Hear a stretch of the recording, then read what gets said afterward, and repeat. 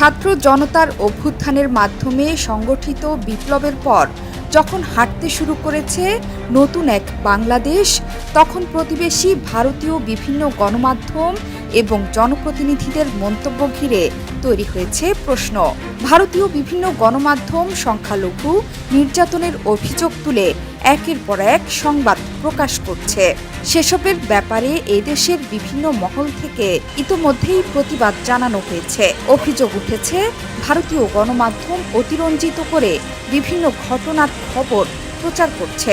এরই মধ্যে এক প্রদেশের জনপ্রতিনিধির মন্তব্য ঘিরে তৈরি হয়েছে চাঞ্চল্য। ভারতের কর্ণাটক রাজ্যের কংগ্রেস দলীয় বিধায়ক রিজওয়াও আরশাদ বাংলাদেশের ব্যাপারে সামরিক ব্যবস্থা নিতে প্রধানমন্ত্রী মোদির প্রতি আহ্বান জানিয়েছেন। বুধবার ইকোনমিক টাইমসের প্রতিবেদনে এই খবর জানানো হয়েছে। মোদিকে দেয়া এক চিঠিতে তিনি লিখেছেন, বাংলাদেশের চলমান রাজনৈতিক অস্থিরতা এবং সেখানে হিন্দুদের ওপর নৃশংসতার কথা তুলে ধরে সামাজিক যোগাযোগ মাধ্যমে প্রচারিত বিভিন্ন প্রতিবেদন এবং ভিডিও দেখে গভীরভাবে ব্যথিত ভারতের একজন উদ্বিগ্ন নাগরিক হিসেবে আমি আজ আপনাকে লিখছি। মোদির উদ্দেশ্যে আরশাদ লিখেছেন, আমাদের প্রধানমন্ত্রী হিসেবে 1971 সালে ইন্দিরা গান্ধীর মতো সামরিক পদক্ষেপ নিতে আপনার দ্বিধা করা উচিত নয়। আমি আপনাকে এই সংকটময় সময়ে বাংলাদেশে আমাদের হিন্দু ভাই ও বোনদের সাহায্যের হাত বাড়িয়ে দেওয়ার জন্য আপনার সম্মানিত অফিস ব্যবহার করার জন্য অনুরোধ করছি।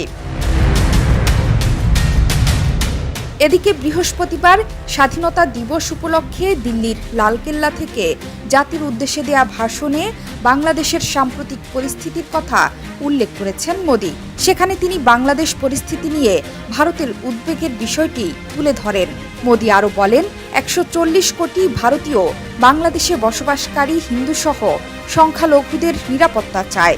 ভারত সবসময় বাংলাদেশের অগ্রগতির শুভাকাঙ্ক্ষী বলে বক্তব্যে উল্লেখ করেন মোদি। তার আশা, বাংলাদেশের পরিস্থিতি দ্রুত স্বাভাবিক হবে। তিনি বলেন, ভারত বরাবর চেয়ে এসেছে সেখানে সুখ এবং শান্তি বজায় থাকুক।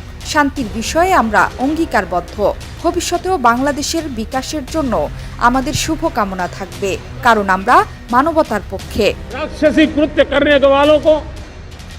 এর আগে ভারতের রাষ্ট্রদূত প্রণয় বার্মা পররাষ্ট্র উপদেষ্টা তৌহিদ হোসেনের সঙ্গে সাক্ষাৎ করতে গেলে দুই দেশের স্বার্থ সংশ্লিষ্ট বিভিন্ন বিষয় নিয়ে আলোচনা হয়। বৈঠক শেষে সাংবাদিকদের প্রণয় বার্মা বলেছিলেন, নতুন উপদেষ্টাকে অভ্যর্থনা জানাতে এসেছিলাম। অন্তর্বর্তী সরকারের সঙ্গে আমরা কাজ চালিয়ে যেতে চাই। দুই দেশের মানুষের পারস্পরিক যোগাযোগ ও স্বার্থকে সবসময় গুরুত্ব দেয় দিল্লি। ভারতে থাকা সাবেক প্রধানমন্ত্রী শেখ হাসিনার বিষয়ে প্রশ্ন করা হলে তিনি কোনো জবাব দেননি।